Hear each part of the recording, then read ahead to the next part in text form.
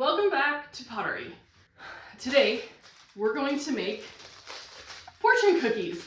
I've seen these hanging around on Pinterest quite often, which is where I get all of my inspiration. And I knew that there were ways to make them in clay, I just didn't know how. So I looked up videos from people who make fortune cookies for you to eat, and I followed their instructions on how to make fortune cookies that are made out of clay, and with like varying mixed results. I had some issues with cracking. These are going to be really fun because they make cute little gifts.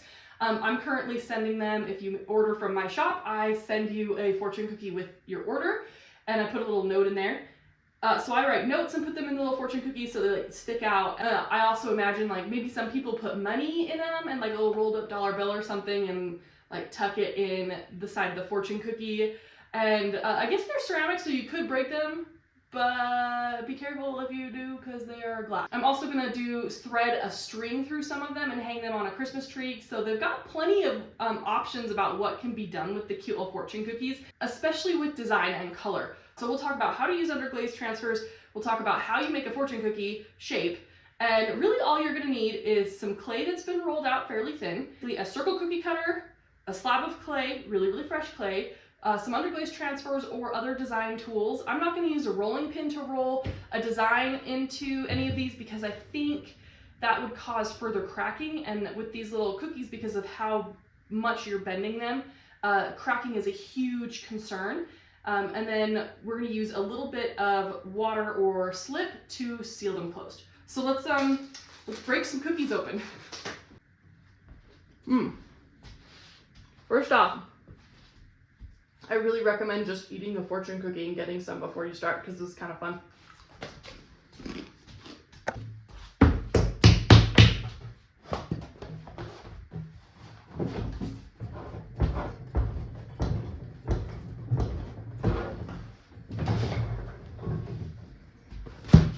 Okay, just like normal, I'm going to compress my slab because I still want strength in here.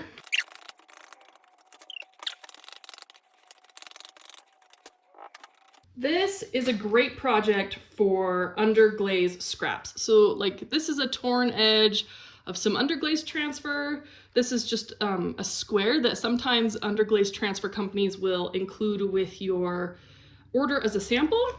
And I'm like, I don't know what to do with these. So I'm gonna just use these in this project today. And you're just gonna lay it flat, give it a little, make sure it's on there with your fingers, right?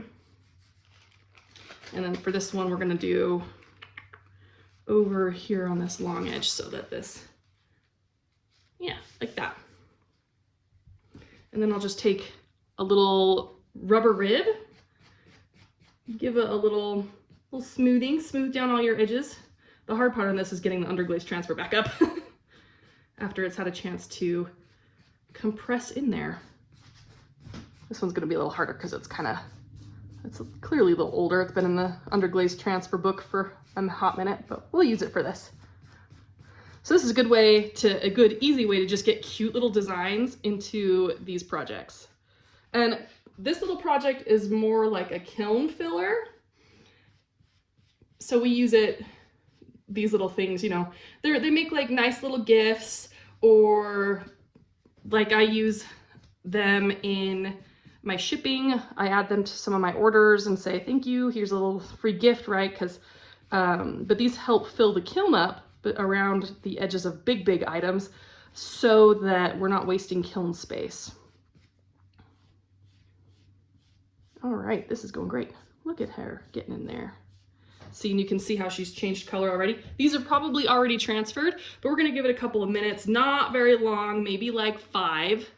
The next part, get your slip, right?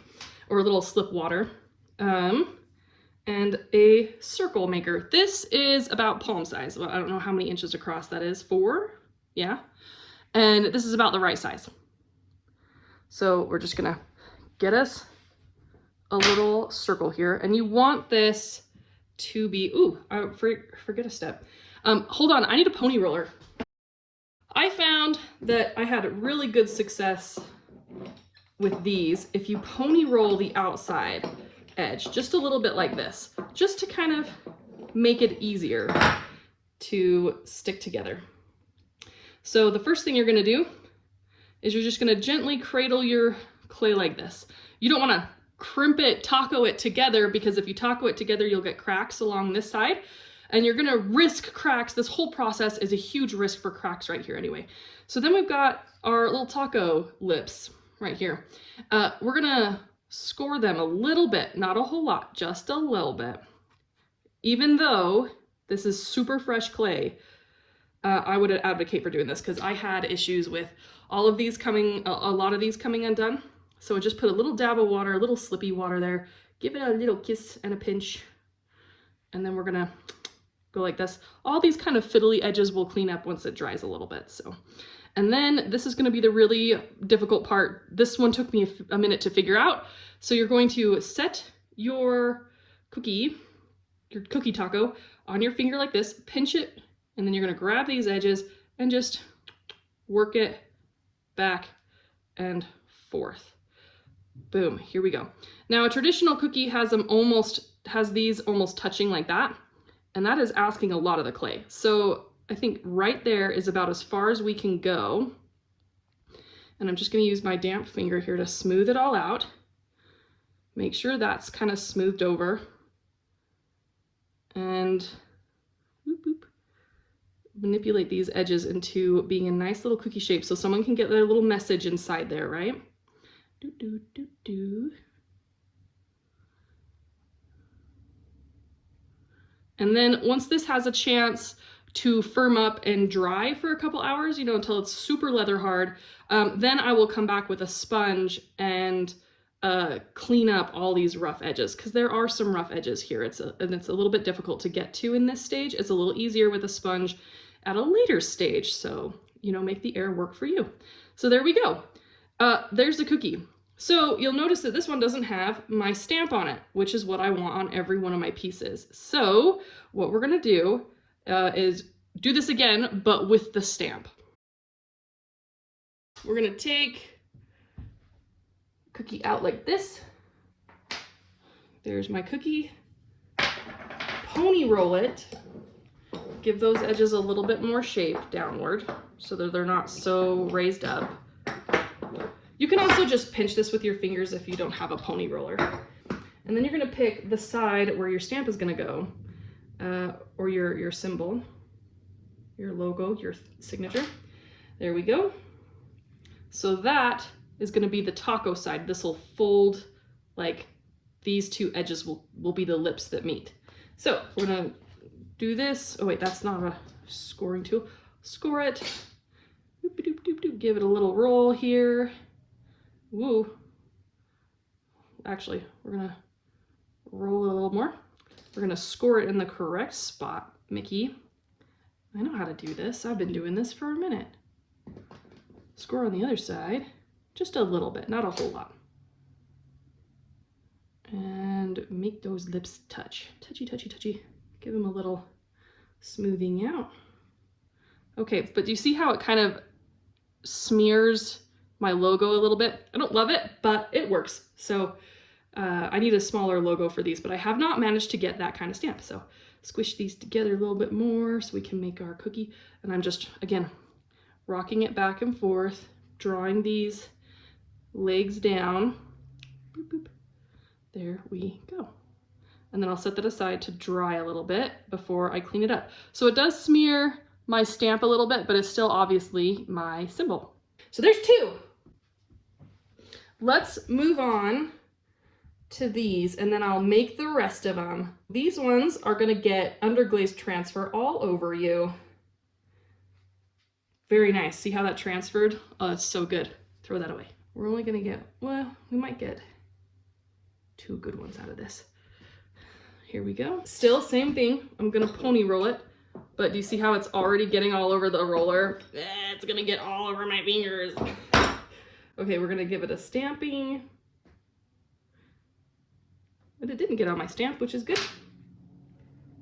Peel it up. Okay, we're gonna work a little fast on this one because this underglaze transfer ink will definitely get on me, especially now that I've wetted my hands. Beep, beep, beep. Squish these together, give them a little bit of a little romance there. And then I'm going to pinch it, start rocking it, because you don't want to just crack it, like force it, right? You want to just give the clay a chance to think about where it's going. And then as this dries, these parts will come up, especially in the firing process. So just, you know, feel free to push them down a little bit. And then see how this one is getting these cracks here. I'm just going to rub a damp finger over the cracks. Here we go. And that's our designed fortune cookie. Let's do another one. These are kind of fun. I'm gonna do this one halfsies. So one side will have design and the other side will not have design. And this is an easier way to do not having transfers, where you still want kind of a cute design, but you only have like a little bit of a transfer, or you don't have a whole lot of imagery. I didn't clean that off, but look at that, how that transfers over to the roller. And then I'm going to stamp the non-designed side.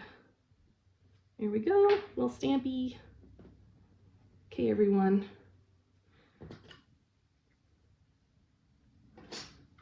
We'll just like that, and do our little roll, roll, roll, roll. Give it a little pinchy, pinchy, pinchy, pinch, pinch, pinch, pinch, pinch all the way down.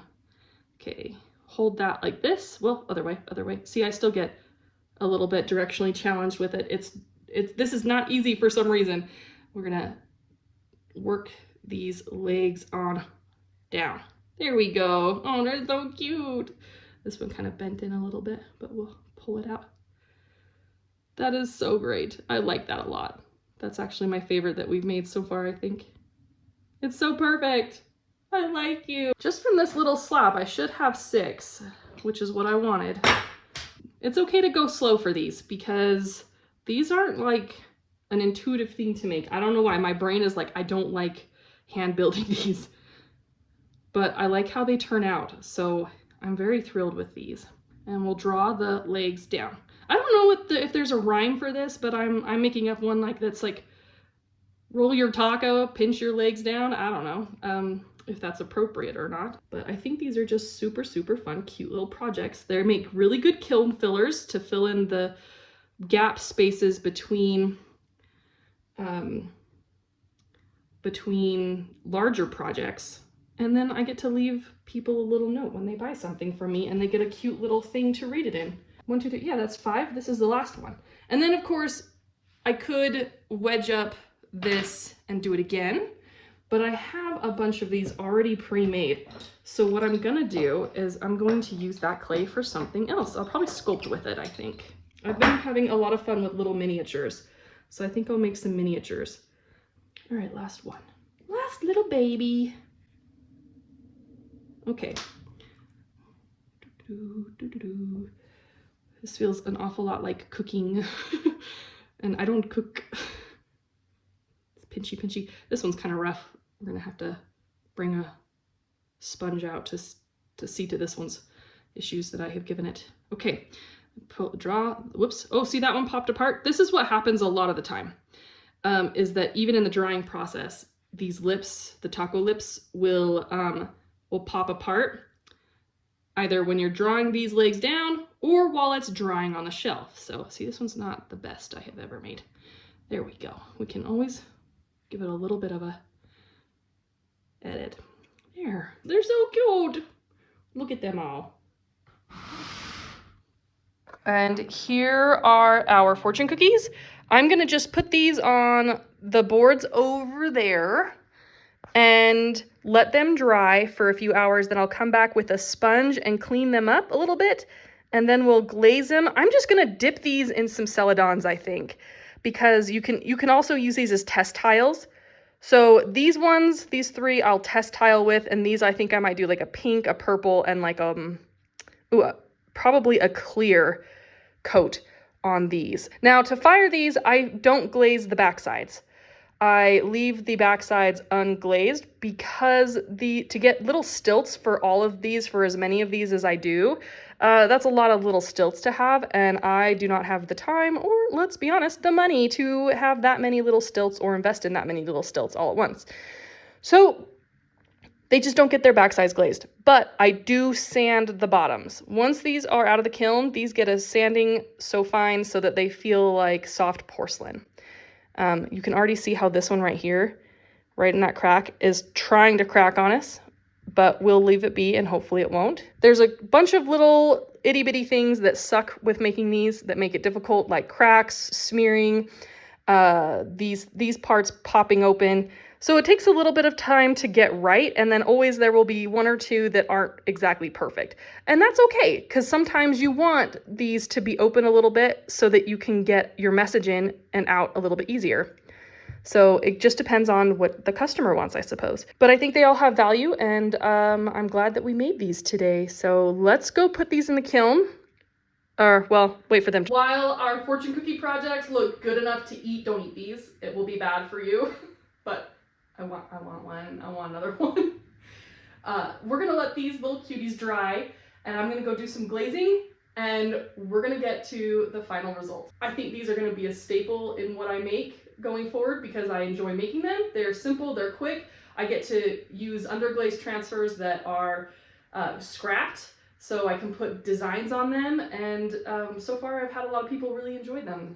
I originally filmed this part of the video featuring a different book, and then I realized what day it was. Today is November the 2nd. You'll be seeing this video on November the 3rd because I'm late recording it, because I also love books, I also write books, and so this week I was spending the last bit of my energy finishing the final draft, the final polish, the final spell check, the final read through, the final everything on a novel that I wrote that will go out hopefully for agents this weekend. And it's really exciting. It's also super, super stressful. So it took a lot of time, which is why I only made a small little project this week.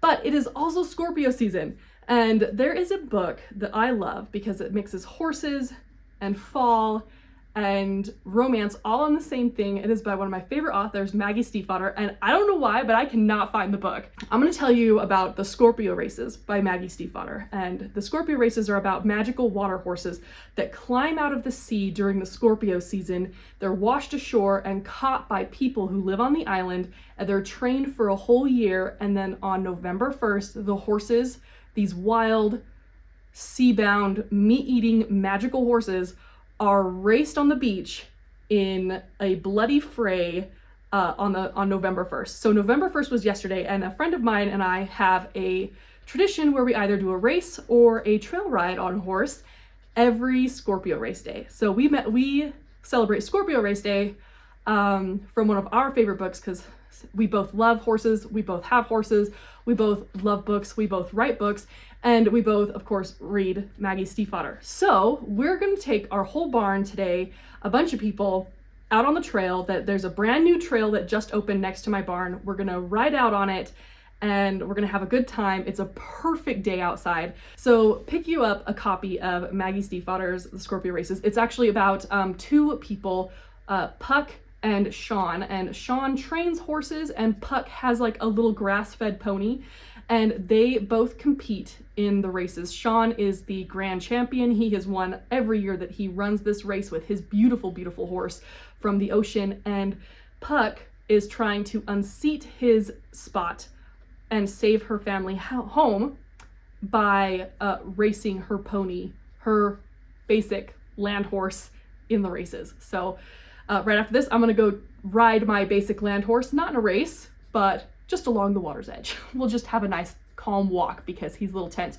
So stay tuned after we take a closer look at the project to see some footage of that trail ride. It should be fun. I haven't gone on it yet, but I'm anticipating a good time. Let's talk a little bit about these fortune cookies. They were so much fun to make. They're simple, they're easy. If you have kids or you have like school children, this is a really great project to do in like a simple class period. I highly recommend doing this as like gifts.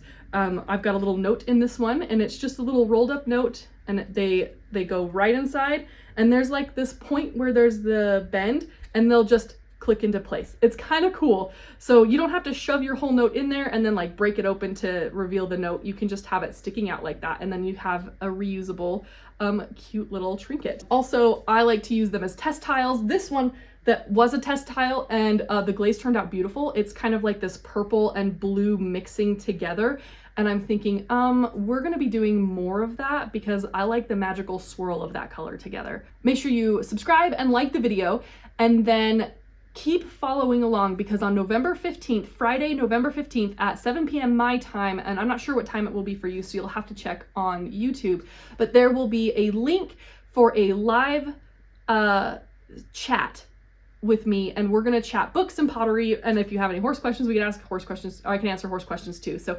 we'll talk all three subjects. So we'll talk all three subjects that day for about an hour, hour and a half, however long it goes and however many people show up. So I anticipate it being a fun time. If you can, feel free to bring, like, I don't know if we'll have people turning their cameras on or not, but if you want to bring one of your own pottery projects to show off and do a little show and tell, or bring a book that you like to recommend to the group, please do. Like, I want this to be you know, fun, and to focus on the things that we like about what we've read or what we've made, that kind of thing. And it's been a really stressful time, especially this week and going into the next couple of days in the US because of the election. So I would like something to look forward to that is just gonna be fun, and it's just gonna be fun, no stress. And without further ado, let's take a closer look at our project. Please, if you can, go check out Scorpio Races from your local library. It is so good. It's such a sweet little tale. And of course, stick around for our own little Scorpio race day ride.